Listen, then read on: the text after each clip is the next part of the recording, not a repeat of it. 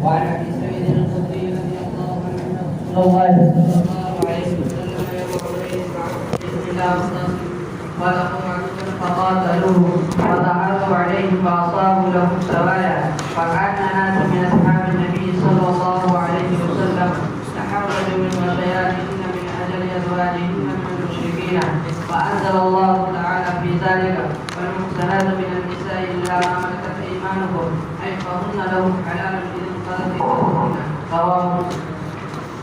بسم الله الرحمن الرحيم. وعن ابي سعيد الخدري رضي الله تعالى عنه ان رسول الله صلى الله عليه وسلم يوم حنين بعث جيشا الى اوطان فلقوا عدوا فقاتلوهم فظهروا عليهم واصابوا لهم سبايا فكأن ناسا من اصحاب النبي صلى الله عليه وسلم تحرجوا بخشيانهن من اجل ازواجهن من المشركين فأنزل الله سبحانه وتعالى في ذلك والمحصنات من النساء إلا ما ملكت أيمانكم أي فهن لهم حلال إذا انقضت عدتهن رواه مسلم. حضرت ابو سعید خدری رضی اللہ تعالیٰ عنہ کی روایت ہے، فرماتے ہیں کہ رسول اللہ صلی اللہ علیہ وسلم نے حنین کے دن ایک لشکر بھیجا اوطاس کی طرف. اس نے ملاقات کی دشمن سے، پس آپس میں مقابلہ ہوا. غالب آ گئے مسلمان ان اوطاس والوں پر اور ان کو قیدی حاصل ہوئے. لوگوں نے برا سمجھا. صحابہ کرام فکأن ناسا من اصحاب النبی، صحابہ کرام نے تحرجوا من غشیانہن، صحابہ کرام نے اس کے بارے میں اپنے آپ کو سوچا اور غور و فکر کیا. تحرجوا بچے ان سے جماع کرنے سے. جو عورتیں قید میں آئی تھیں صحابہ کرام بچنے لگے ان سے جماع کرنے سے. کس وجہ سے؟ اس لیے کہ ان عورتوں کے مشرک شوہر موجود تھے ان کے علاقے میں. تو اس پر اللہ جل جلالہ نے یہ آیت شریفہ نازل فرمائی والمحصنات من النساء. اس کا عطف اسی کے اوپر ہے. حرمت علیکم امہاتکم وبناتکم واخواتکم. اس پوری آیت شریفہ کے بعد 5واں پارہ شروع ہوتا ہے والمحصنات من النساء، یعنی حرام کیے گئے ہیں تمہارے اوپر وہ عورتیں جو شوہر والی ہیں. والمحصنات من النساء، محصنہ شوہر والی عورت. ہاں الا ما ملکت ایمانکم، مگر یہ کہ وہ عورتیں تمہاری باندیاں بن جائیں. یہ گویا کہ یہ استثناء اللہ جل جلالہ نے نازل فرمایا. یعنی فہن لہم حلال، یعنی وہ عورتیں مسلمانوں کے لیے حلال قرار دے دی گئیں جبکہ ان کی عدت پوری ہو جائے. یہ حضرت ابو سعید خدری رضی اللہ تعالیٰ عنہ کی روایت ہے. اوطاس یہ ایک وادی کا نام ہے. مکہ مکرمہ سے کچھ فاصلے پر طائف کا علاقہ ہے، اس طرف یہ وادی ہے اوطاس. فلقوا عدوا، دشمن سے ملاقات ہوئی. دشمن سے مراد یہاں قبیلہ ہے بنو حوازن جن سے جا کر لڑائی ہوئی تھی. فلقوا عدوا، قبیلہ ہے بنو حوازن. مسلمانوں کو اللہ جل جلالہ نے فتح مرحمت فرمائی اور اس صورت میں ان کی کچھ عورتیں قید ہو کر آئیں. دوسری طویل روایت کے اندر یہ آتا ہے کہ ان کے تمام مرد تو بھاگ گئے تھے. جب شکست ہوئی تو تمام مرد بھاگ گئے، یا تو مرد مارے گئے یا بھاگ گئے، عورتیں باقی بچی. ان عورتوں کو مسلمان قید کر کر لے کر آ گئے. اس حدیث پاک کی وجہ سے حضرات علماء کرام کا اس پر اجماع ہے کہ اگر کسی عورت کو حربیہ کافرہ دارالحرب میں رہنے والی اگر اس کو قید کر کر اس کے شوہر کے بغیر اگر دارالاسلام میں لے آیا جائے تو نکاح ختم ہو جاتا ہے. حربیہ عورت کو اگر قید کر کر اس کے شوہر کے بغیر، شوہر کہیں ہیں اور بیوی کو قید کر کر دارالاسلام لے آیا گیا تو امت محمدیہ کا یعنی علماء امت کا اس پر اجماع ہے کہ اس صورت میں نکاح فسخ ہو جاتا ہے اسی حدیث پاک کی وجہ سے. اور جس کے مال غنیمت میں جس کو ملی ہے اس کے لیے اس سے جماع کرنا اور قربت کرنا جائز ہو جاتا ہے۔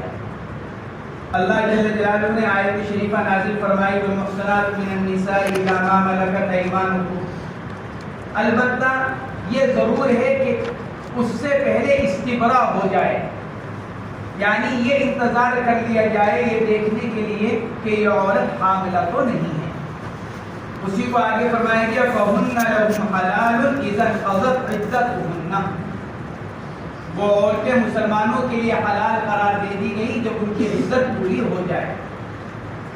عدت سے مراد جیسا کہ اسی واقعے میں دوسری روایت آتی ہے، اور اس دوسری روایت کے اندر اللہ کے نبی علیہ السلام نے عورت جو قیدی تھی عورتیں ان کو تقسیم کرتے وقت یہ ارشاد فرمایا تھا لا تؤطأ الحامل اذا حتى اذا وضعت یا حتى اذا توضع، حاملہ سے اس وقت تک جماع نہ کیا جائے جب تک کہ وضع حمل نہ ہو جائے، اور جو حاملہ نہیں ہے اس سے اس وقت تک جماع نہ کیا جائے جب تک کہ اس کو ایک حیض نہ آ جائے، کیونکہ حیض کا آنا یہ اس بات کی علامت ہے کہ پیٹ میں حمل نہیں ہے، کیونکہ حمل اور حیض دونوں جمع نہیں ہو سکتے۔ اگر عورت حاملہ ہے تو حیض نہیں آئے گا، اگر عورت حائضہ ہے تو حمل نہیں ہو سکتا۔ اس لیے اللہ کے نبی علیہ السلام نے ارشاد فرمایا کہ حاملہ سے وضع حمل تک جماع نہ کیا جائے، اور اگر حاملہ نہیں ہے تو ایک حیض آنے تک اس سے جماع نہ کیا جائے۔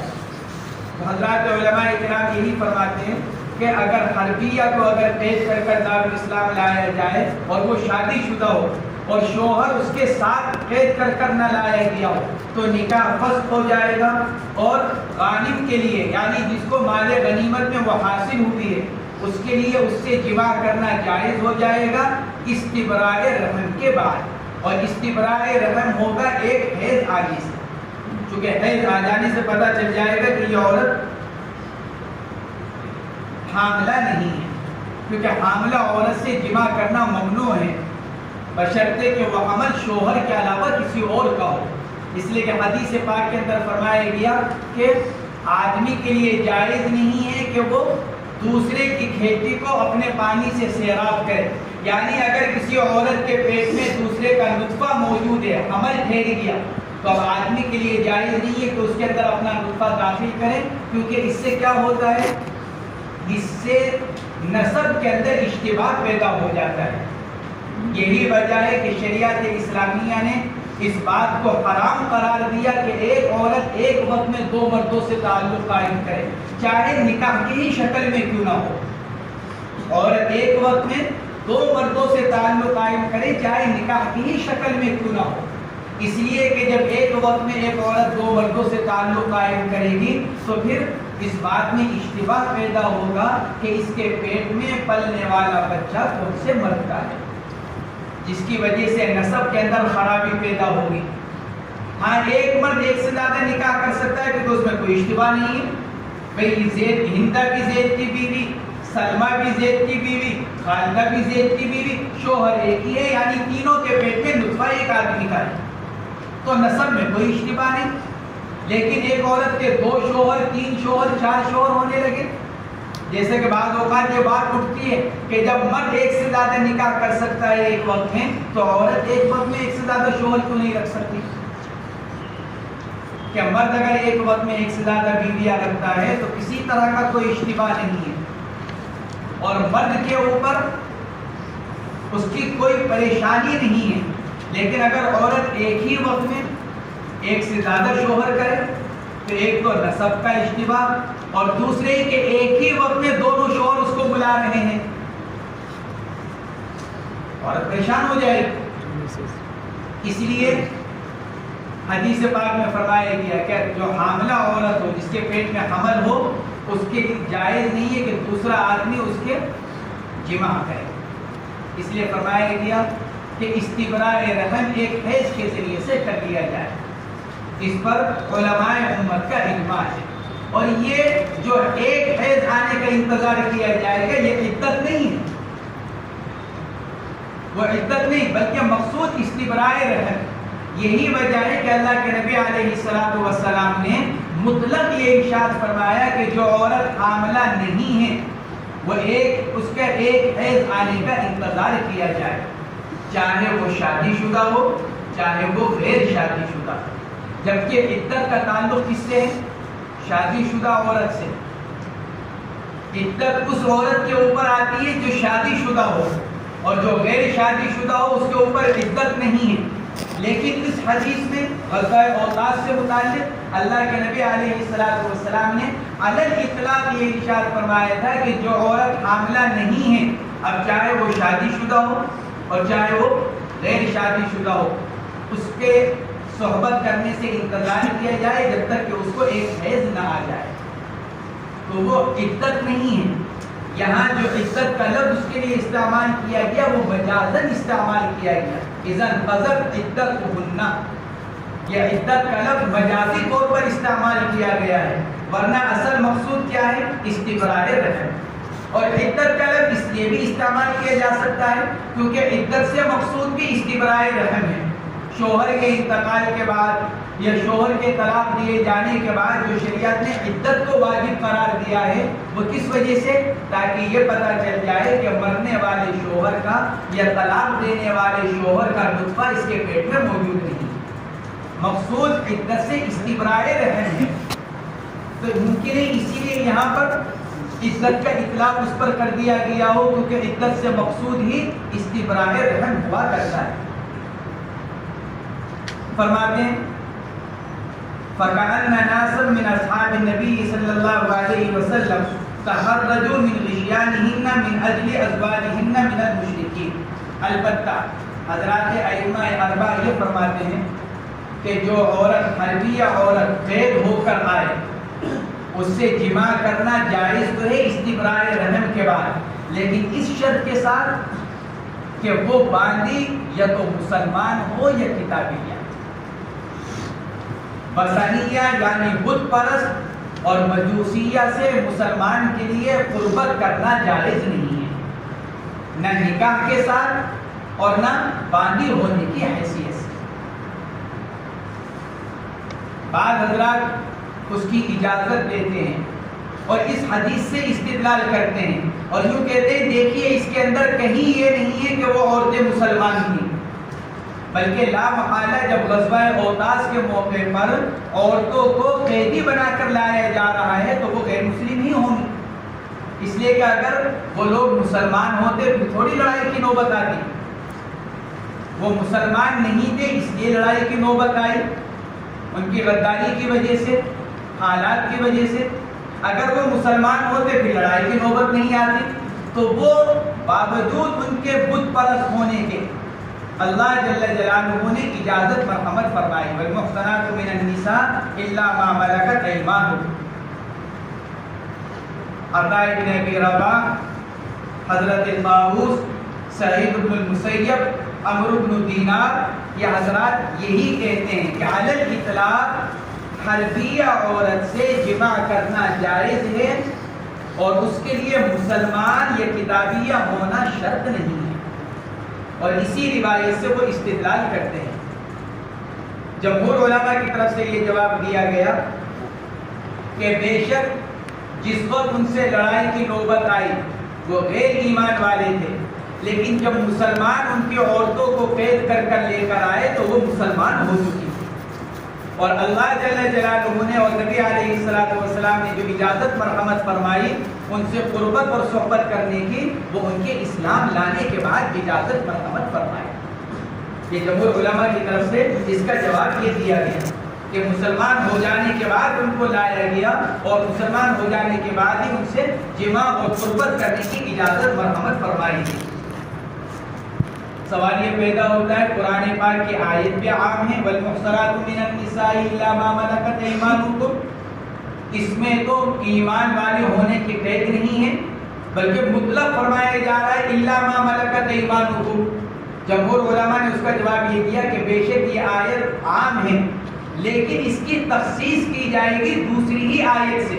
قرآن پاک کے اندر ہی اللہ نے دوسری جگہ ارشاد فرمایا وَلَا تَنكِحُوا الْمُشْرِكَاتِ حَتَّى يُؤْمِنَّ، اور وہاں نکاح بمانا وقتی اور جماع، قرآن یہ کہہ رہا ہے کہ مشرکات سے جماع نہ کرو اس وقت تک جب تک کہ وہ ایمان قبول نہ کر لیں. تو یہاں اگرچہ عام ہے اور مطلق ہے الا ما ملکت ایمانکم، لیکن چونکہ دوسری آیت شریفہ کے اندر یہ بتایا جا چکا ہے کہ مشرکہ عورتوں سے قربت اور ازدواجی تعلق جائز نہیں ہے، تو اسی آیت کے ذریعے سے یہاں پر بھی تخصیص کر دی گئی. یہ حضرات ائمہ اربعہ فرماتے ہیں.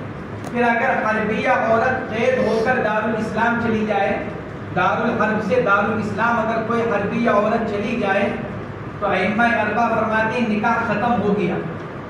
جیسے خود قرآن نے کہا صحابہ کرام نے اسی وجہ سے قربت سے بچنا چاہا کیونکہ ان کے شوہر موجود ہیں دارالحرب کے اندر، تو اس پر یہ آیت شریفہ نازل ہوئی. اس لیے اس پر تو ائمہ اربعہ کا اتفاق ہے کہ نکاح ختم ہو جاتا ہے. لیکن فسخ نکاح کا سبب کیا ہے اس میں اختلاف ہوا. حنفیہ تو فرماتے ہیں فسخ نکاح کا سبب تباین دار ہے. شوہر کہیں دوسرے ملک میں، بیوی کسی ملک میں. شوہر دارالحرب میں ہے، بیوی دارالاسلام میں ہے، دونوں کا ملک الگ الگ ہو گیا، لہذا نکاح فسخ ہو گیا. فسخ نکاح کا سبب تباین دار ہے. اور حضرت امام شافعی رحمۃ اللہ علیہ فرماتے ہیں فسخ نکاح کا سبب قید ہونا، چونکہ اس عورت کو قید کر کر لے جایا گیا، لہذا قید کی وجہ سے نکاح فسخ ہوگا.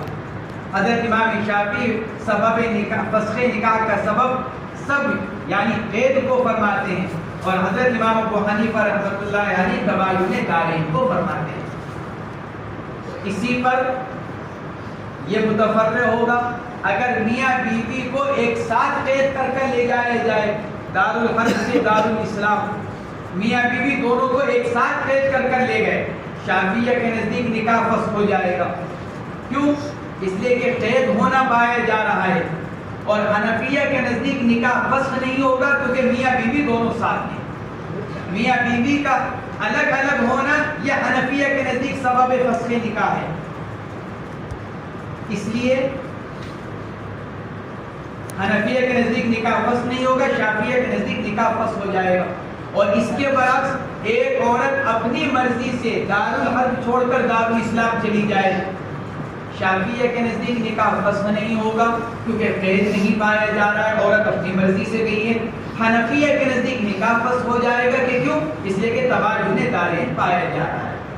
تو یہاں پر یہ اختلاف ہوا کہ فسخ نکاح کا سبب حنفیہ کے نزدیک تباین دارین اور حضرت امام شافعی رحمۃ اللہ علیہ کے نزدیک قید کا ہونا.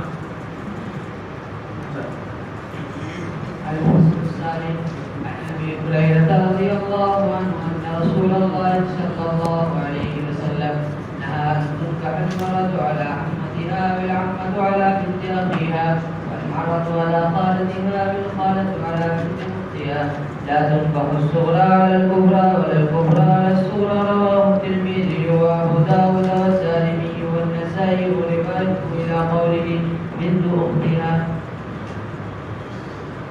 عن ابي هريره رضي الله تعالى عنه ان رسول الله صلى الله عليه وسلم نهى ان تنكح المرأة على عمتها او العمة على بنت اخيها. مسئلہ تو تفصیل کے ساتھ ماقبل میں گزر چکا ہے. حضرت ابو ہریرہ رضی اللہ تعالیٰ عنہ کی روایت ہے کہ رسول اللہ صلی اللہ علیہ وسلم نے منع فرمایا اس سے کہ عورت سے نکاح کیا جائے اس کی پھوپھی کے اوپر، ابی العمۃ علی بنت اخیها، اور اس سے بھی منع فرمایا کہ پھوپھی سے نکاح کیا جائے اس کی بھتیجی پر. سوال یہ پیدا ہوتا ہے کہ دونوں جملوں کا مطلب ایک ہی ہے. پھوپھی سے نکاح کیا جائے بھتیجی کے اوپر، اس سے منع فرمایا. بھتیجی سے نکاح کیا جائے پھوپھی کے اوپر، اس سے منع فرمایا. تو بات تو ایک ہی ہوئی. آپ نے اس سے منع فرمایا کہ پھوپھی کی موجودگی میں بھتیجی سے نکاح کیا جائے، بات پوری ہو گئی. اگلا جملہ ہے اور آپ نے اس سے منع فرمایا کہ بھتیجی کی موجودگی میں پھوپھی سے نکاح کیا جائے، تو مطلب تو ایک ہی ہوا. تو اس تکرار کی کیا ضرورت؟ تو تکرار ہوا، مقصد یہی ہوا کہ پھوپھی اور بھتیجی کو نکاح میں جمع نہ کیا جائے. تو اس تکرار کی ضرورت کیا؟ آگے بھی یہی جملہ آ رہا ہے والمرأة علی خالتها بالخالة علی بنت اختها.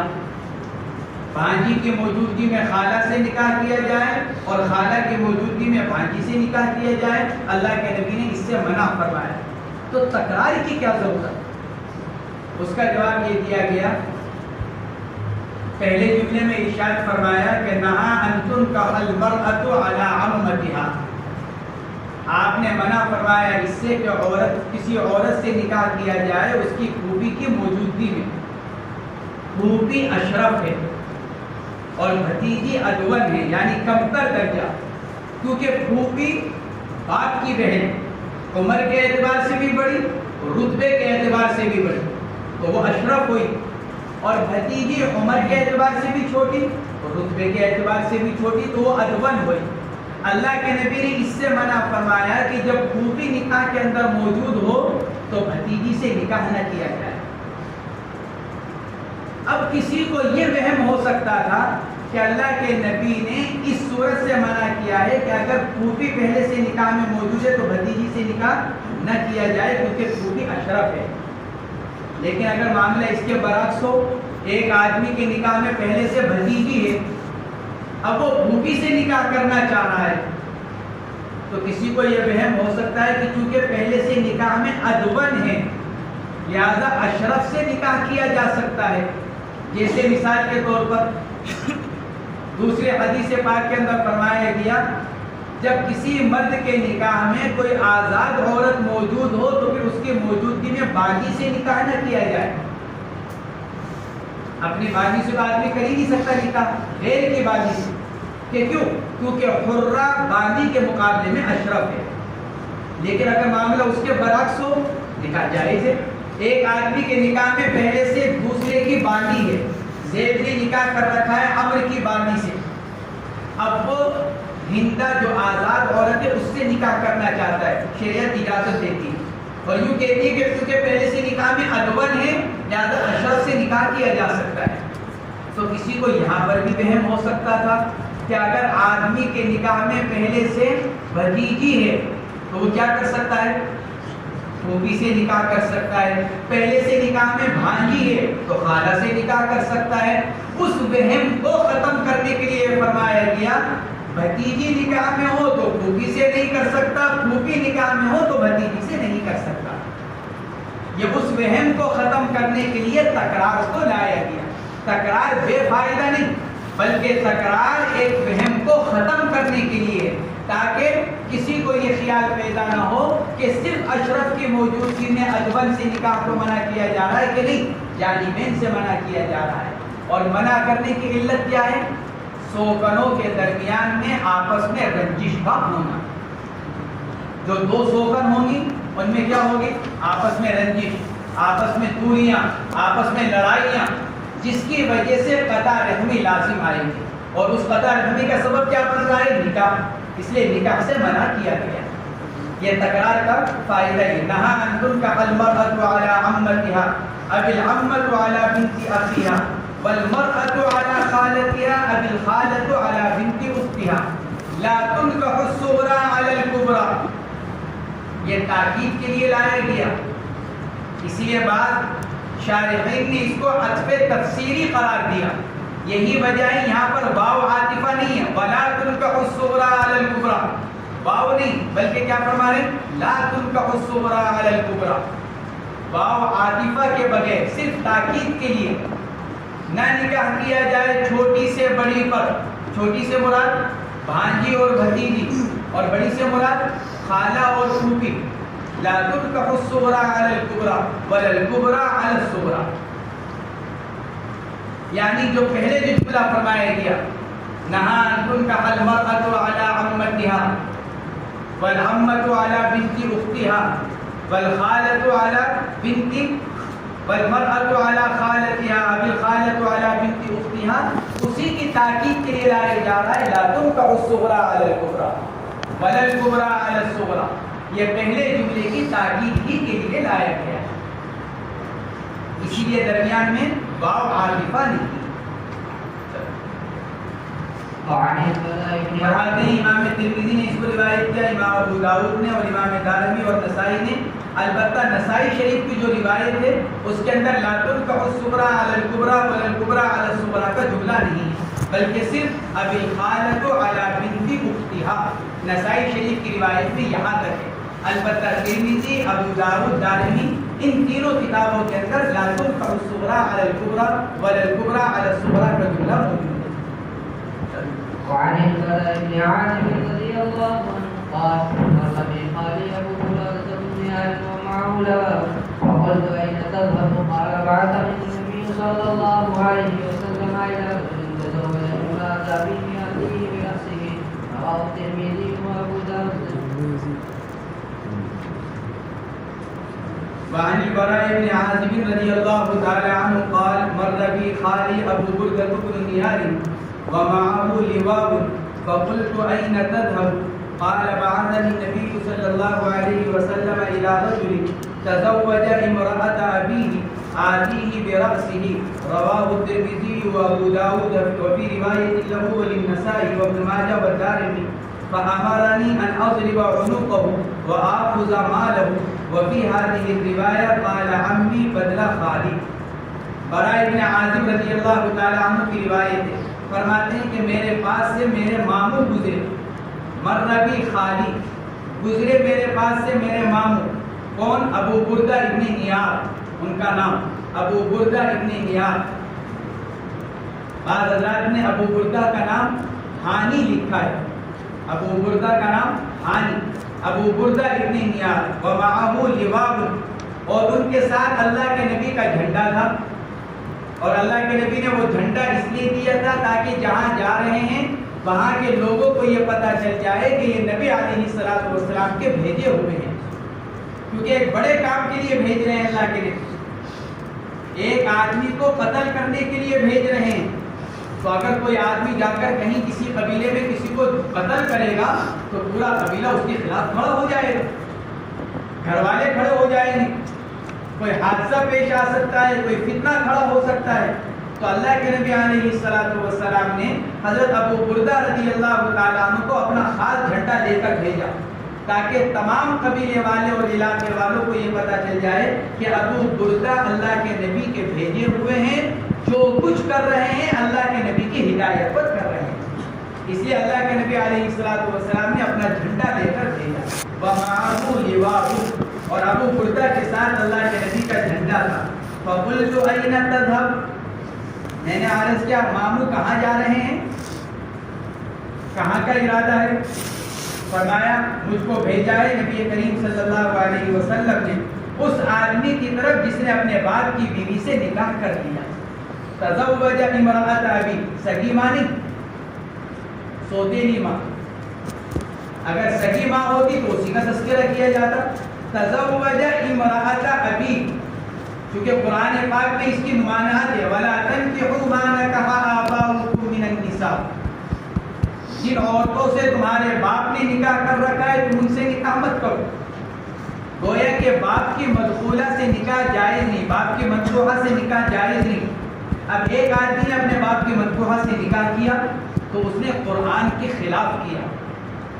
اللہ کے نبی علیہ السلام نے حضرت ابو بردہ رضی اللہ تعالیٰ عنہ کو بھیجا، اِلَى رَجُلٍ تَزَوَّجَ امْرَأَةَ أَبِيهِ، بھیجا ہے اس آدمی کی طرف جس نے اپنے باپ کی بیوی سے نکاح کر لیا، کہنے کے لیے آتی ہی برأسہ، اللہ کے نبی نے فرمایا ہے کہ اس کا سر کاٹ کر لاؤ، جاؤ اور جا کر اس کا سر کاٹ کر لے کر آؤ، آتی ہی برأسہ۔ فرماتے ہیں اور دوسری روایت کے اندر ہے فَأَمَرَنِي أَنْ أَضْرِبَ عُنُقَهُ وَآخُذَ مَالَهُ، آپ نے مجھ کو یہ حکم دیا ہے کہ میں اس کی گردن اڑا دوں اور اس کا جو کچھ مال ہے وہ سب لے اور لا کر بیت المال میں جمع کرا، وآخُذَ مَالَهُ، اس کا سارا مال لے لوں اور مال لے کر مال میں جمع کرا دیا جائے اور اس کی گردن کو مار دیا جائے۔ یہ حضرت ابو بردہ رضی اللہ تعالیٰ عنہ کو اللہ کے نبی علیہ السلام نے کہہ کر بھیجا۔ اب یہاں پر مسئلہ ہے جس کی طرف مصنف نے اشارہ کیا اور اسی لیے حدیث بھی لے کر آئے، اگر کوئی آدمی اپنی محرمات میں سے کسی سے نکاح کر لے تو کیا حکم ہے؟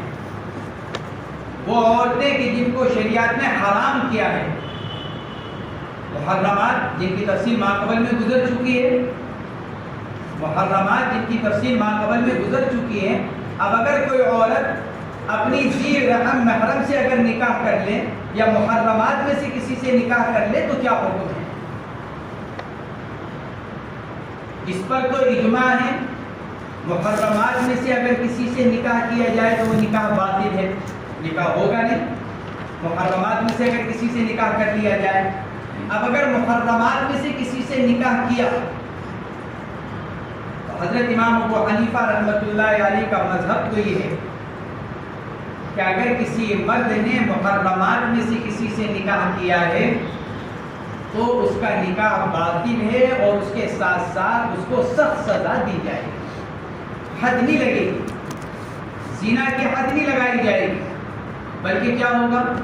اس کو سخت سزا، تعزیر جس کو کہا جاتا ہے، سخت سے سخت سزا قاضی اور امیر دے گا، امام دے گا، لیکن اس پر زنا کی حد جاری نہیں کی جائے گی، خواہ اس کو اس بات کا اعتراف ہو کہ مجھے معلوم ہے کہ اس عورت سے نکاح کرنا میرے لیے حرام ہے، باوجود حرمت کا علم رکھنے کے آدمی کے اوپر حد جاری نہیں کی جائے گی بلکہ اس کو محض تعزیر کی جائے گی۔ یہ حضرت امام ابو حنیفہ رحمۃ اللہ علیہ فرماتے ہیں۔ حضرات جمہور علماء شافعیہ، مالکیہ اور حضرات صاحبین، یہ حضرات یہ فرماتے ہیں کہ جو آدمی اپنی محرمات میں سے کسی سے نکاح کر لے تو نکاح تو باطل ہے ہی، ساتھ ساتھ اس کے اوپر حد زنا جاری کی جائے گی۔ اگر وہ پہلے سے شادی شدہ ہے رجم کیا جائے گا، اور اگر غیر شادی شدہ ہے تو کوڑے لگائے جائیں گے۔ یہ حضرات جمہور علماء فرماتے ہیں۔ تیسرا قول اس کے اندر امام احمد بن حنبل رحمۃ اللہ علیہ کا،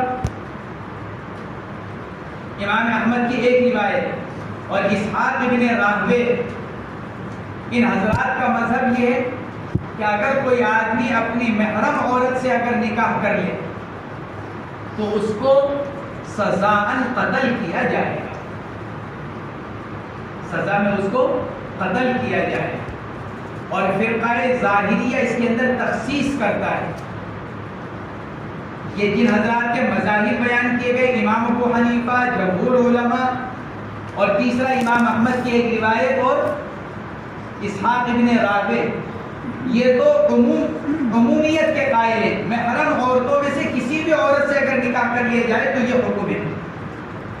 فرقہ ظاہریہ یہ کہتا ہے، بلکہ علامہ ابن حزم ظاہری یہ کہتے ہیں، اگر کوئی آدمی اپنے باپ کی بیوی سے اگر نکاح کر لے تو پھر تو اس کو سزاً قتل کیا جائے گا، لیکن اگر باپ کی بیوی کے علاوہ کسی اور محرم عورت سے اگر نکاح کرتا ہے تو پھر اس کو قتل نہیں کیا جائے گا۔ وہ یہ کہتے ہیں چونکہ اس حدیث پاک کے اندر جو تذکرہ آیا وہ کس کا آیا؟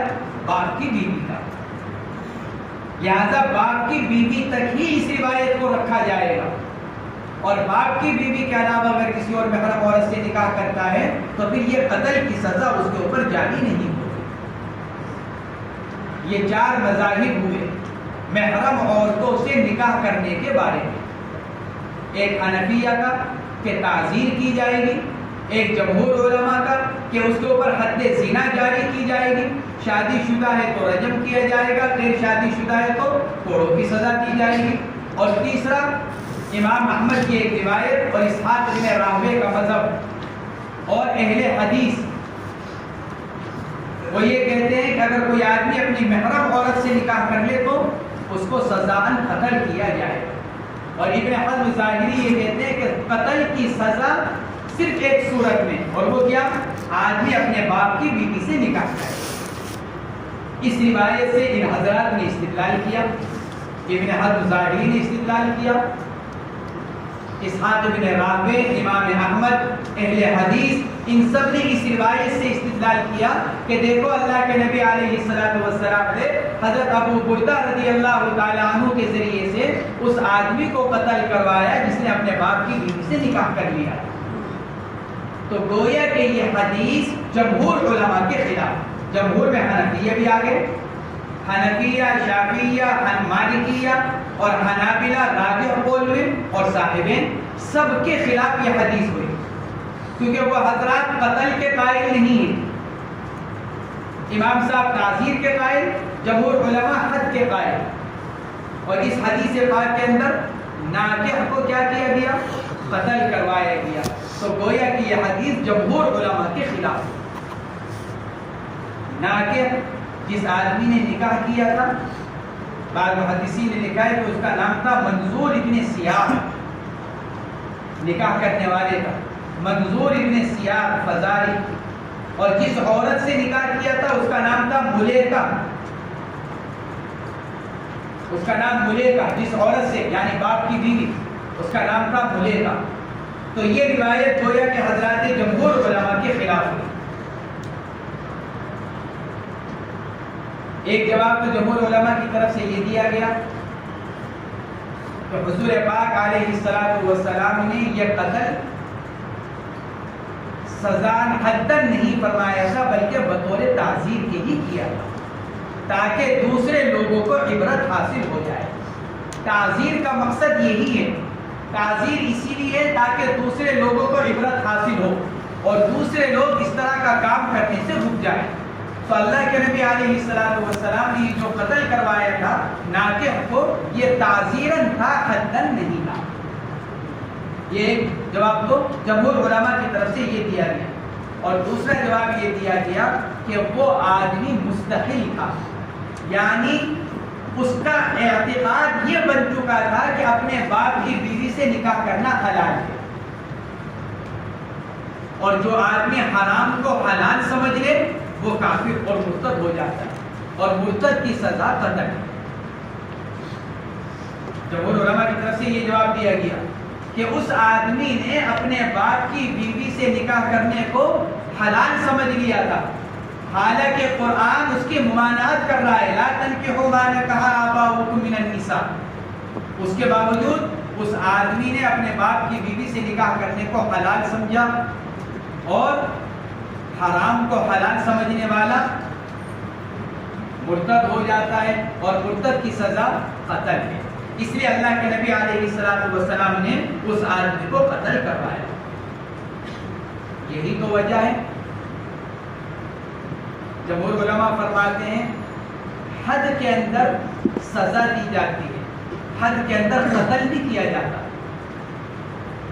حد کے اندر قتل بھی کیا جاتا، اور حد کے اندر کسی کا مال نہیں لیا جاتا۔ ایک آدمی نے زنا کر لیا، سزا ملے گی، حد جاری ہوگی۔ ایک آدمی نے چوری کر لی، حد جاری ہوگی۔ لیکن یہ نہیں کہ چور کا سارا مال لے لیا جائے۔ بھئی چور کے پاس جو چوری کا مال ہے وہ تو لیا جائے گا، لیکن جو چور کا اپنا مال ہے وہ تھوڑی لیا جائے گا، شریعت اس کے لینے کی اجازت نہیں دیتی۔ زانی نے زنا کیا، شرابی نے شراب پی، سب کے اوپر حد جاری کی جائے گی، لیکن کسی کو قتل نہیں کیا جائے گا، کسی کا مال نہیں لیا جائے گا۔ یہاں قتل بھی کیا جا رہا ہے، مال بھی لیا جا رہا ہے۔ جمہور علماء فرماتے ہیں یہ علامت ہے اس بات کی کہ وہ آدمی مرتد ہو گیا، اس لیے کہ مرتد کے ساتھ یہ معاملہ کیا جاتا ہے جو حدیث پاک میں کیا گیا۔ صرف اس آدمی کے ساتھ یہ معاملہ نہیں کیا جاتا جس کے اوپر صرف حد جاری کرنا مقصود ہو، کیونکہ جس کے اوپر حد جاری کی جاتی ہے اس کا مال نہیں لیا جاتا۔ یہ حضرات جمہور علماء کی طرف سے اس روایت کا جواب یہ دیا گیا۔ حضرت امام ابو حنیفہ رحمۃ اللہ علیہ کے اوپر اعتراض کیا گیا کہ ایک آدمی اتنا غلط کام کرتا ہے، اپنے باپ کی بیوی سے نکاح کرتا ہے، اور آپ یوں کہتے ہیں کہ اپنے باپ کی بیوی سے جمع کرنے پر حد نہیں، صرف تعزیر کر کر چھوڑ دیا جائے۔ امام صاحب کے اوپر اعتراض کیا گیا۔ امام صاحب کی طرف سے اس کا جواب یہ دیا گیا نکاح سبب محلل ہے۔ نکاح کیا ہے؟ ایک حلال کرنے کا سبب۔ ایک مرد ہے، ایک عورت ہے، یہ اس کے اوپر حرام، یہ اس کے اوپر حرام، دونوں اجنبی ہیں، یہ اس کے اوپر حرام، یہ اس کے اوپر حرام، پھر دونوں نے آپس میں نکاح کر لیا، تو جو حرمت تھی وہ حرمت ختم ہو گئی۔ نکاح کیا ہے؟ سبب حلت، حلال کرنے کا سبب۔ مرد اور عورت کو ایک دوسرے کے لیے حلال کرنے کا سبب کیا ہے؟ نکاح۔ جب دونوں کے درمیان میں نکاح پایا جا رہا ہے تو سبب محلل پایا جا رہا ہے۔ اس لیے عقد نکاح کیا تقاضا کرتا ہے؟ دونوں کے لیے قربت جائز ہو جائے، دونوں کے لیے جماع کرنا جائز ہو جائے، یہ تقاضا کرتا ہے عقد نکاح۔ لیکن دوسری طرف محل حرام ہے، جس عورت سے نکاح کیا جا رہا ہے محل، وہ عورت کیا ہے؟ حرام ہے۔ تو اس محل کا تقاضا یہ ہے کہ اس عورت سے جماع کرنا جائز نہ ہو۔ عقد نکاح کا تقاضا یہ ہے کہ جماع کرنا جائز ہو جائے، محل کا تقاضا یہ ہے کہ جماع کرنا جائز نہ ہو۔ شبہ پیدا ہو گیا، شبہ پیدا ہو گیا۔ جب شبہ پیدا ہو گیا تو حدود شبہات کی وجہ سے ثابت ہو جائے گا۔ اس لیے ہم یہ کہتے ہیں کہ اس صورت میں حد نہیں ہے۔ یہ مطلب نہیں کہ اس کا کام برا نہیں ہے، ایک ہے حد کا انکار کرنا کہ حد نہیں ہے، اور دوسرا ہے کہ اس کام کو برا نہ سمجھنا۔ آپ یہ سمجھ رہے ہیں کہ حنفیہ حد کے انکار سے شاید اس بات کے قائل ہے کہ اس کا کوئی برا کام نہیں ہے۔ ایسا نہیں، کام تو اس کا بہت برا ہے، لیکن حد جاری نہیں ہوگی۔ کہ کیوں؟ اس لیے کہ حد جاری ہونے کی وجہ ہے، اور وجہ یہ کہ نکاح عقد محلل ہے، اس کا تقاضا یہ ہے کہ جماع جائز ہو جائے، اور عورت جو محل ہے وہ حرام ہے، اس کا تقاضا یہ ہے کہ جماع جائز نہ ہو۔ تو ایک طرح کا تعارض کی وجہ سے شبہ پیدا ہو گیا، اور قاعدہ ہے کہ حدود شبہات سے ثابت ہو جائے۔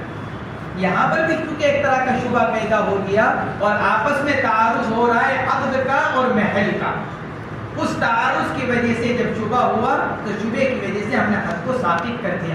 لیکن ہم یہ کہتے ہیں حد کے علاوہ امام جو سخت سے سخت سزا دے سکتا ہو وہ دے، امام اس کے اس فعل پر سخت سے سخت جو سزا دے سکتا ہو وہ سزا اس کو دے، تاکہ دوسرے لوگوں کو عبرت حاصل ہو۔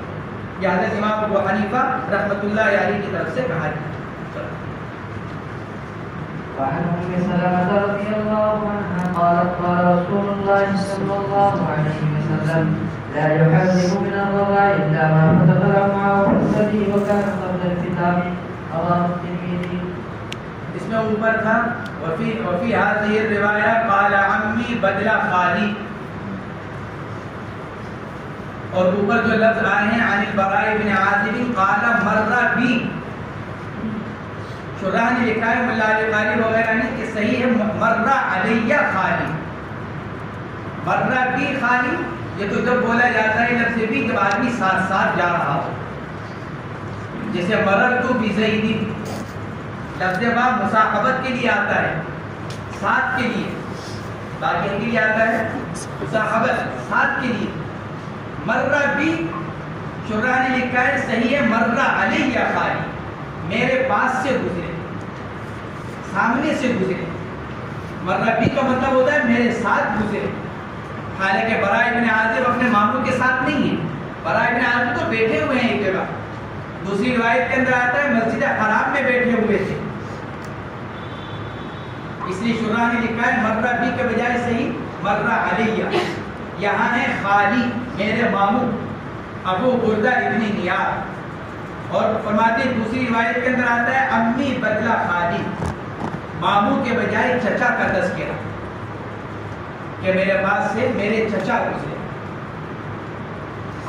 علامہ جوزجانی رحمۃ اللہ علیہ نے لکھا ہے براء ابن عازب رضی اللہ تعالی عنہ کے چچا کا نام ہے حارث، حارث ابن عمرو، ماموں کا نام تو ابو بردہ۔ دوسری روایت کے اندر چچا کا تذکرہ، چچا کا نام ہے حارث ابن عمرو، لیکن صحیح ماموں ہی ہے خالد۔ صحیح بات یہی ہے کہ حضرت براء ابن عازب رضی اللہ تعالیٰ عنہ کے ماموں حضرت ابو بردہ رضی اللہ تعالیٰ عنہ ہی گزرے تھے، اور انہی کا یہ واقعہ ہے۔ وعن ام سلمة رضی اللہ عنہ قالت قال رسول اللہ صلی اللہ علیہ وسلم لا يحرم من الرضاع الا ما فتق الامعاء في الثدي وكان قبل الفطام۔ ام سلمہ رضی اللہ تعالی عنہ کی روایت سے فرماتی ہیں رسول اللہ صلی اللہ علیہ وسلم نے ارشاد فرمایا نہیں حرام کرتا ہے رضاعت سے مگر وہ جو انتڑیوں کو پھاڑ دے، فیصدی کا مطلب یہ نہیں کہ پستان سے براہ راست پیا جائے، اس لیے کہ اگر یہ بتلانا مقصود ہوتا تو فیصدی کے بجائے من الصدی ہوتا۔ یہ فیصدی تو ایسے جیسے کہا جاتا ہے کہ پانی برتن میں، پانی کہاں ہے؟ برتن میں۔ اب چاہے آدمی برتن سے استعمال کر لے، اسی برتن سے، چاہے اس میں سے چھوٹے برتن میں نکال کر کے استعمال کر لے، تو مراد یہاں پر یہ عورت کا دودھ، فیصدی عورت کا دودھ۔ اب چاہے وہ عورت کا دودھ براہ راست بچہ منہ لگا کر پی لے، چاہے عورت کا دودھ برتن میں نکال کر، بوتل میں نکال کر پھر اس کو پلایا جائے۔ جو شرح نے یہ لکھا، فیصدی کا مطلب یہ نہیں کہ براہ راست پستان سے پیا جائے گا تو حرمت رضاعت ثابت ہوگی، بلکہ فیصدی اے فی الاناء، جیسے کہا جاتا ہے کہ الماء فی الاناء، پانی برتن میں، ایسے ہی دودھ پستان میں۔ اب چاہے براہ راست بچہ پی لے اور چاہے نکال کر اس کو پلایا جائے، حرمت رضاعت ثابت ہو جاتی ہے۔ جمہور علماء اسی کے قائل ہیں، بعض حضرات اس کے قائل ہیں کہ اگر بچہ براہ راست پیے گا تو حرمت ثابت ہوگی، لیکن اگر دودھ کو کسی برتن میں نکال کر پھر بچے کو پلایا جائے تو حرمت ثابت نہیں ہوگی۔ لیکن ایسی بات نہیں، اس لیے کہ جزئیت کا جو سبب ہے وہ دودھ ہے۔ جزئیت یعنی بچے میں اور عورت میں تعلق قائم کرنے والی جو چیز ہے وہ کیا ہے؟ دودھ۔ اب چاہے وہ دودھ براہ راست پستان سے منہ لگا کر بچہ پیے، چاہے برتن میں نکال کر اس کو پلایا جائے، کیونکہ جزئیت قائم کرنے والی چیز اور سبب دودھ ہے، اور وہ دودھ بچے کے پیٹ میں جا رہا ہے۔ اس لیے یہاں پر فیصدی کا مطلب کیا کہ فیصدی کا مطلب ہے یعنی دودھ جو پستان میں ہے، وہ دودھ جب بچے کو پلایا جائے اور اس کی عمر کیا ہو؟ فتق الامعاء، یعنی اس عمر کا کہ جس عمر میں بچے کی غذا صرف دودھ ہوتی ہے۔ مسئلہ اس کا ماقبل میں گزر چکا ہے، گویا کہ یہ بتایا جا رہا ہے اس حدیث پاک کے اندر کہ حرمت رضاعت کا تعلق بچپنے سے ہے۔ حرمت رضاعت کا تعلق بچپنے سے، اگر بچپن میں بچہ دودھ پیتا ہے تو حرمت رضاعت ثابت ہوگی، اور اگر بچہ بڑی عمر ہو جانے کے بعد، مدت ہو جانے کے بعد اگر دودھ پیتا ہے تو حرمت رضاعت ثابت نہیں ہوگی۔ پھر مدت کے بارے میں اختلاف ماقبل میں گزر چکا ہے، حضرات جمہور علماء 2 سال کے قائل، امام صاحب 2.5 سال کے قائل، اور امام شفر رحمہ اللہ 3 سال کے قائل۔ تفصیل اس کے ماقبل میں گزر چکی ہے۔ وعن حجاج بن حجاج الأسلمي رضي الله عنه قال يا رسول الله فألزمني مذمة الرضاع فقال غرة عبدنا وغرة، رواه الترمذي. وقال غرة عبدنا وغرة، رواه الترمذي وأبو داود والنسائي والدارمي. حجاج ابن حجاج تابعی ہیں، اس لیے وہ اپنے والد سے نقل کر رہے ہیں۔ بیٹے کا نام بھی حجاج ہے، باپ کا نام بھی حجاج۔ یہ جو حجاج ہے نا، یہ ان کے علاوہ حجاج ہیں۔ ایک تو وہ حجاج جو گزرا ثقفی ظالم، وہ تو اپنی جگہ، یہ دوسرے حجاج ہیں۔ باپ کا نام بھی حجاج اور باپ صحابی ہے، بیٹے کا نام بھی حجاج، وہ تابعی ہے۔ حجاج ابن حجاج اسلمی اپنے والد سے نقل کرتے ہیں، عن ابی۔ حجاج ابن حجاج اسلمی رضی اللہ تعالیٰ عنہ، حجاج ابن حجاج ابن مالک ابن عبید، ان کا سلسلہ نسب یہ ہے، حجاج ابن مالک ابن عبید۔ فرماتے ہیں اپنے باپ سے نقل کرتے ہیں، حضور پاک علیہ السلام نے قال کہ حجاج اسلمی رضی اللہ تعالیٰ عنہ نے عرض کیا رسول اللہ صلی اللہ علیہ وسلم سے، ما یذہب عنی مذمۃ الرضاع۔ مذمہ زال کا کسرہ مشہور ہے اور جائز زال کا فتحہ بھی ہے۔ مذمۃ الرضاع، مذمۃ الرضاع، دونوں لغت ہے اس کے اندر۔ کیا چیز دور کرے گی مجھ سے رضاعت کے حق کو؟ مذمہ یا مذمہ، حق، ذمہ داری، جو دودھ پینے کی وجہ سے میرے اوپر ذمہ داری آئی ہے، یا دودھ پینے کا جو مجھ پر حق ہے، جس عورت کا میں نے دودھ پیا ہے اس کا جو مجھ پر حق ہے وہ کیسے مجھ سے دور ہوگا، میں کیسے اس کے حق کی ادائیگی کرنے والا شمار ہوگا. یہ کہا حضرت حجاج اسلمی رضی اللہ تعالیٰ عنہ. ما یذهب عنی مذمۃ الرضا فقال غرۃ. آپ نے ارشاد فرمایا ایک غرہ، پھر آگے اس کی تفصیل فرمائے عبد او امۃ، ایک غلام یا ایک بانی. غرۃ، غرہ کے معنی آتے ہیں سفیدی. گھوڑے کی پیشانی پر جو سفیدی ہوتی ہے اس کو غرہ کہا جاتا ہے. پھر اس کے بعد ہر روشن اور چمکدار چیز کو اور ہر اعلیٰ اور اشرف چیز کو غرہ کہا جانے لگا. اصل تو غرہ کے معنی آتے ہیں گھوڑے کی پیشانی کی سفیدی. پھر اس کے بعد ہر روشن اور چمکدار چیز اور ہر اعلیٰ اور اشرف چیز کو غرہ کہا جانے لگا. یہاں اس سے مراد کیا ہے؟ اچھا غلام. غرۃ، اچھا غلام. بعض حضرات نے لکھا ہے غرہ سے مراد ہے سرخ سفید رنگ کا غلام، یعنی خوبصورت. غرۃ خوبصورت غلام. عبد او امۃ، گویا کہ اللہ کے نبی علیہ السلام نے اس روایت کے اندر مرضعہ کا حق بیان کیا. اہل عرب کی عادت تھی کہ وہ دودھ پلانے والی عورت کو اجرت کے علاوہ کچھ اور بطور احسان دیا کرتے تھے. ایک عورت نے دودھ پلایا ہمارے بچے کو، تو اس کی اجرت جو متعین ہے وہ تو دیتے ہی تھے، اس کے علاوہ مزید ذرا اضافہ کر دیا کرتے. تو حضرت حجاج اسلمی رضی اللہ تعالیٰ عنہ جب اسلام قبول کر چکے تو آ کر عرض کیا یا رسول اللہ مجھے فلاں عورت نے دودھ پلایا، اب میں اس کے ساتھ احسان کا معاملہ کیسے کروں؟ مجھے نہیں معلوم میرے باپ دادا نے کیا دیا ہوگا اس کو، میرے گھر والوں نے کیا کیا ہوگا، لیکن میں اپنی ذمہ داری کیسے پوری کروں؟ اس نے میرے ساتھ احسان کا معاملہ کیا، اس نے مجھ کو دودھ پلایا، تو اب میں اس کے ساتھ کیا کروں؟ آپ نے ارشاد فرمایا اس کو ایک غلام دے.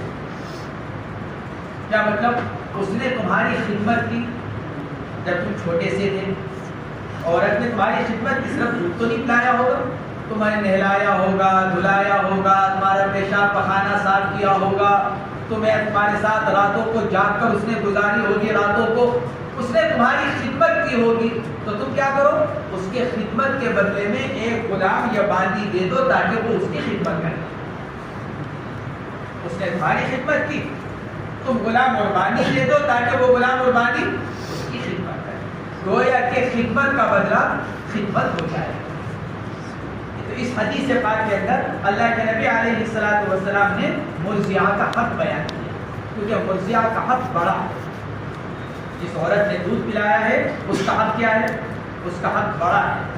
اس کے حق کے بڑا ہونے کی وجہ سے مصنف اگلی روایت لے کر آئے کہ دیکھو مرضعہ کا حق کتنا بڑا اور اس کا حق اللہ کے نبی کس طرح ادا فرما رہے ہیں. مرضعہ کے حق، تو گویا کہ اس حدیث پاک کے اندر جو بیان کیا جا رہا ہے وہ مرضعہ کے حق کو بیان کیا گیا. جب اس نے تمہارے ساتھ احسان کا معاملہ کیا، تمہارے ساتھ خدمت کا معاملہ کیا، اب اللہ جل جلالہ نے تمہیں کسی قابل کر دیا ہے تو تم اس کی خدمت کا بدلہ دو. اس سے معلوم ہوا جب محض 1-2 سال دودھ پلانے والی عورت کا یہ حق ہے تو پھر حقیقی ماں کا کتنا بڑا حق ہوگا. ایک عورت نے 1 سال یا 2 سال دودھ پلا رکھا ہے، بس چند مہینے دودھ پلا رکھا ہے، اس کے بارے میں اللہ کے نبی علیہ السلام یہ ارشاد فرما رہے ہیں تو آدمی کی جو اپنی حقیقی ماں ہے جس نے اس کو 9 مہینے پہلے پیٹ میں رکھا ہے تکلیفوں کے ساتھ، اور پھر وضع حمل کی تکلیف کو اٹھایا، اور پھر اس کے بعد پرورش کی تکلیف، پھر بچپن کی، اس نے کتنی تکلیفیں اٹھائی ہیں، تو اس ماں کا کتنا حق ہوگا اولاد کے اوپر. اس لیے بار بار قرآن نے اللہ کے ساتھ والدین کو بیان کیا. وَاعْبُدُوا اللَّهَ وَلَا تُشْرِكُوا بِهِ شَيْئًا وَبِالْوَالِدَيْنِ إِحْسَانًا. اللہ اپنے ساتھ کس کو بیان کرتے ہیں؟ والدین. اللہ کی عبادت کرو، اس کے ساتھ کسی کو شریک مت ٹھہراؤ، اور دوسرے نمبر پر کیا کرو؟ والدین کے ساتھ احسان کا معاملہ. وعن الزبير النبي رضي الله عنه قال كنت جالسا مع النبي صلى الله عليه وسلم إذا أقبلت امرأة فوسط النبي صلى الله عليه وسلم رداءه حتى قعدت عليه فلما ذهبت قيل هذه أرضعت النبي صلى الله عليه وسلم رواه أبو داود. حضرت ابو طفیل غنفی رضی اللہ تعالی عنہ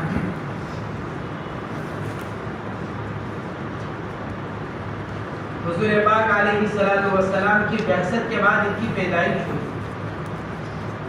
لیکن سب سے طویل العمر صحابی ہے، سب سے آخر میں ان کا انتقال ہوا۔ ابو طفیل صحابہ کرام میں سب سے آخر میں وفات پانے والے، خود فرمایا کرتے تھے اپنے بارے میں آخر میں کہ نبی کریم علیہ السلام کی جن لوگوں نے زیارت کی اب اس وقت دنیا میں میرے علاوہ کوئی موجود نہیں۔ آخر عمر میں یہ فرمایا کرتے تھے کہ آپ کی صحبت اٹھانے والوں میں سے میں سب سے آخری ہوں، کوئی اور میرے علاوہ بچا ہوا نہیں۔ تو ابو طفیل غنفی رضی اللہ تعالیٰ عنہ فرماتے ہیں کہ كنت جالسا مع النبی صلی اللہ علیہ وسلم، میں بیٹھا ہوا تھا حضور پاک علیہ السلام کے پاس۔ بعض روایات کے اندر آتا ہے جعرانہ، یہ ایک جگہ ہے جس کو میقات قرار دیا گیا، اللہ کے نبی علیہ السلام وہاں پر تھے اور اونٹ کٹا ہوا تھا، حضرت ابو طفیل غنفی رضی اللہ تعالیٰ عنہ اونٹ کے اعضا اٹھا کر دے رہے تھے اللہ کے نبی علیہ السلام کو۔ اذ اقبلت امرأۃ، اچانک ایک عورت آئی، اچانک ایک عورت آئی، شرح نے لکھا ہے آنے والی تھی اللہ کے نبی علیہ السلام کی رضا والدہ محترمہ حضرت حلیمہ سعدیہ رضی اللہ تعالی عنہا، جنہوں نے اللہ کے نبی کو دودھ پلایا۔ آئی اذ اقبلت امرأۃ، اچانک آئی ایک عورت، اللہ کے نبی علیہ السلام نے فوراً اپنی چادر جو اوڑھ رکھی تھی وہ اتاری اور اتار کر نیچے فرش پر بچھائی، ان کے اکرام میں، ان کے احترام میں اور ان کے آنے کی خوشی میں۔ فبسط رداءہ، آپ نے اپنی چادر کو بچھایا، حتی قعدت علیہ، اور وہ بھی ایسی تھی کہ اس چادر پر آ کر بیٹھ گئی،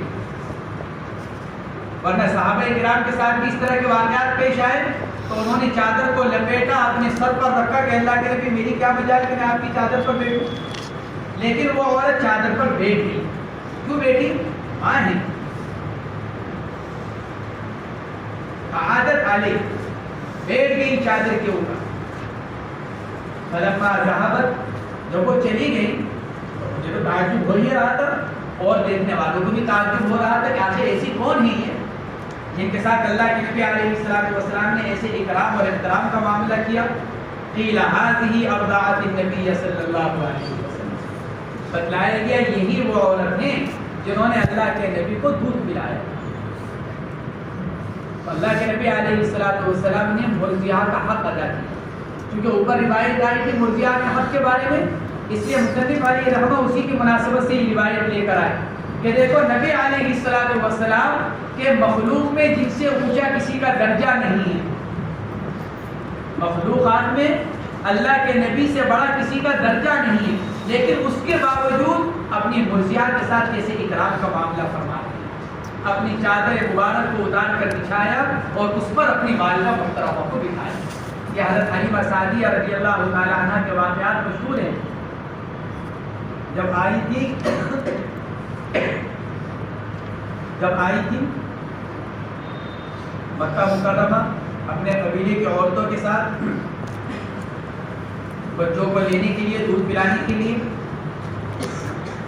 فرماتی ہیں جتنی مرضعات تھی اللہ کے نبی علیہ السلام کی، کیونکہ والد محترم حضرت عبداللہ تو انتقال کر چکے تھے، آپ تو یتیم تھے، اور مرضعات جو بھی ہوا کرتی تھی وہ پیسے کے لالچ پہ بچوں کو دودھ پلایا کرتی، ہمیں کچھ ملے گا۔ حضرت حلیمہ سعدیہ رضی اللہ تعالی عنہ خود فرماتی ہیں کہ جتنی عورتیں تھیں سب کے سامنے اللہ کے نبی کو لایا گیا، کہتے آپ کو گود کے سب سے کہا گیا بھائی تم لے جاؤ ان کو، تو ان کا باپ کیا دے گا؟ اپنے باپ کو انتقال ہو چکا ہے، پھر ہم یتیم بچوں کو لے جا کر اب کیا کریں؟ ہمیں کیا ملے گا؟ ہر ایک مرضیہ نے جواب دے دیا. حلیمہ سعدیہ کہتی ہر ایک مرضیہ نے جواب دے دیا، کوئی ان کو لینے کو تیار نہیں ہوا. کس وجہ سے؟ ان کے یتیم ہونے کی وجہ سے. کہ ہمیں کچھ ملے گا نہیں، تو کمائی کا ایک ذریعہ ہے، تو جب کچھ ملے گا نہیں تو لے جانے سے کیا فائدہ. فرماتی ہے مجھے باوجود کوشش کے کوئی بچہ نہیں ملا. میں نے بہت کوشش کی کہ مجھے کوئی بچہ مل جائے، مجھے کوئی بچہ نہیں ملا. اور میرے ساتھ جتنے قبیلے کی عورتیں تھیں قافلے کی، سب کو بچے مل گئے. اب میں اکیلی رہ گئی. میں نے اپنے شوہر سے کہا کہ میرے لیے انتہائی شرم کی بات ہے کہ میں خالی ہاتھ جاؤں. سب مذاق اڑائیں گے کہ دیکھو حلیمہ کو کوئی بچہ ہی نہیں مل سکا. سب مذاق اڑائیں گے. اب تو بس ایک ہی صورت بچتی ہے کہ کیا؟ کہ بس میں اس یتیم بچے کو لے. اب اس کے علاوہ کوئی اور ہے نہیں، لہٰذا بس میں اسی یتیم بچے کو لے. شوہر نے کہا کیا کرو گی لے کر؟ کچھ ملے گا تو ہی نہیں، تو کیا کرو گی؟ میں نے کہا کہ نہیں، میں تانوں سے تو بچ جاؤں گی. بھائی چلو کچھ نہیں ملے گا لیکن کم سے کم قافلے کی، خاندان کی، علاقے کی عورتوں کے تانوں سے تو بچوں گی. ورنہ تو ساری زندگی کا، پورے سال کا یہ تانا رہے گا کہ حلیمہ کو کوئی بچہ نہیں ملا. فرماتی ہے میں گئی، میں نے بات کی اور میں بچے کو لے کر آیا. لیکن ادھر بچے کا زندگی میں آنا تھا اور ادھر اللہ رب العزت کی طرف سے برکتوں کا ملنا. یہ حلیمہ سعدیہ رضی اللہ تعالیٰ عنہ فرماتی ہیں کہ جب میں آ رہی تھی تو میری سواری انتہائی کمزور، اور اس کی کمزوری کی وجہ سے چونکہ کھانے کو کچھ نہیں ملتا تھا تو وہ بھی کمزور، میں بھی کمزور. میری گود میں میرا اپنا بچہ تھا لیکن میری کمزوری کی وجہ سے میرے پستان میں اتنا بھی، سینے میں اتنا بھی دودھ نہیں ہوتا تھا کہ میرے بچے کا پیٹ بھر جائے.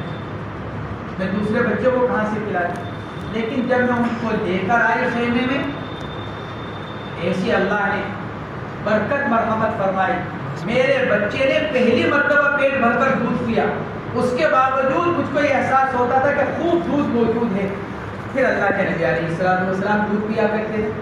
فرماتی تھی پہلے میں اپنے بچے کو پلایا کرتی تھی. کس وجہ سے؟ کیونکہ مجھ کو یہ یقین رہتا تھا کہ ابھی ان کے حصے کا باقی ہے. میرا بچہ یہ تو بھوکے نہیں رہ سکتے، کیونکہ اتنا تو میں سمجھ گئی تھی اب یہ بھوکا نہیں رہ سکتا. یہ بچہ اللہ کی اس کے ساتھ کچھ نہ کچھ تو الگ معاملہ ہے. اس لیے پہلے میں کیا کرتی تھی؟ پہلے میں نے اپنے بچوں کو دودھ پلایا. اس کے بعد پھر اللہ کے نبی علیہ السلام کو پلایا. اس وقت کے واقعات بہت عجیب ہیں. حضور پاک علیہ السلام کے بچپن کے جو واقعات حلیمہ سعدیہ رضی اللہ تعالی عنہ کے ساتھ اور اس زمانے کے بھی ہیں، عجیب واقعات ہیں. حلیمہ سعدیہ رضی اللہ تعالی عنہ کی سیرت پڑھنی چاہیے. اس سے حضور اکرم صلی اللہ علیہ وسلم سے محبت بڑھے گی. سیرت پڑھو گے کس کی؟ حضرت حلیمہ کی. لیکن محبت کس کی بڑھے گی؟ اللہ کے نبی کی. کیونکہ حضرت حلیمہ کی جو کچھ سیرت ہے وہ گھومتی ہے کس کی طرف؟ اللہ کے نبی کی طرف. حضرت حلیمہ کی پوری سوانح گھومتی ہے اللہ کے نبی کی طرف.